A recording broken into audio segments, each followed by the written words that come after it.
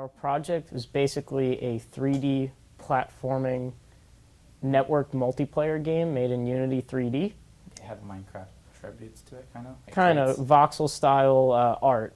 Mm-hmm. It's different than Minecraft, though. Minecraft, you're building blocks and things, but ours is, in general, the art style is more that kind of esque.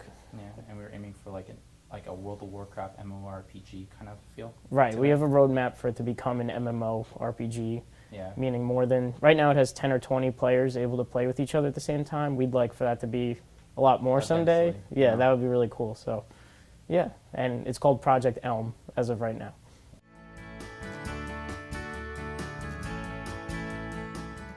Originally, our partner Liam Owens and Evan were against the whole idea about making a multiplayer game. I wouldn't say against, but well, I was scared. You were scared about the whole Unity multiplayer. We wanted to make a Unity 3D.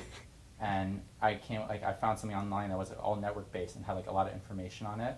A YouTube series. Yeah, and we followed the YouTube series and we ended up building our own game from that. Yeah. And they were interested in it, and then we ended up doing that. Right. The first 2 weeks we were kind of going back and forth. Should we do, at the least we want to do something 3D, but it was kind of going back and forth, single player, multiplayer, both, big multiplayer, and eventually Matt's motivation with that kicked in for me too.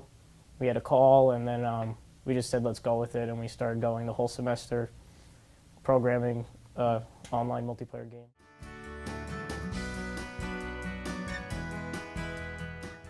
I'd love to, yeah. We're planning over the summer to hopefully continue it. I would love to just keep adding to it. Add dungeons to it, PvE, PvP to it, player versus player. It'd be really cool to add, more interactions with the player with communications and such like that.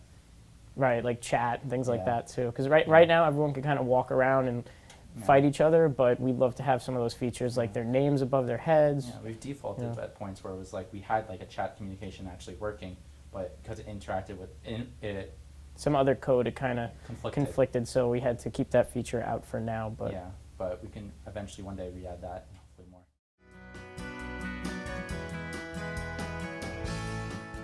We're both aiming to code for a living, I think, right? Yeah. Games. You want to make video games I'd love to make video games. Software too, either or. But for me personally, the networking component was huge for me because I never spent that amount of time heavily learning networking. Especially also it was cool to do it in Unity because Unity is such a widely used game engine right now. Unity offers your own server that you can use. Right, Unity networking. We actually, what we mentioned before with the 20 players, that's given to us for free right now through them, so that's really cool. Yeah. So we really got to get down and dirty with it and actually see stuff working for free, which is awesome. Really nice.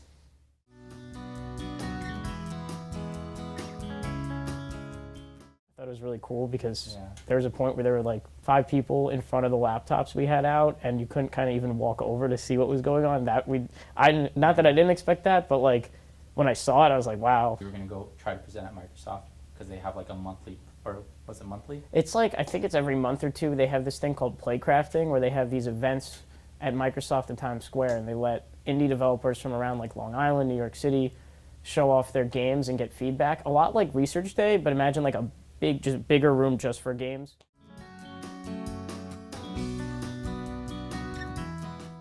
Research for me is important because, for example, for our game, we had to do a lot of research in terms of watching lots and lots of YouTube tutorials for how to learn to do this stuff. We didn't really, we had to research certain code things. And actually connect the code together because a lot of stuff would not work.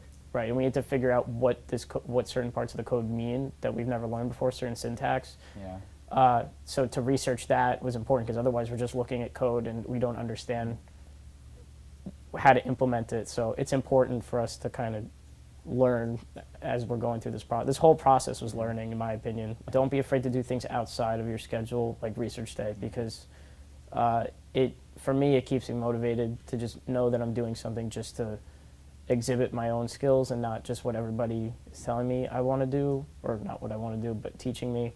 I can go out, teach myself something, and show the same people what I can do on my own. So I think people should do that more. Definitely exhibit your work.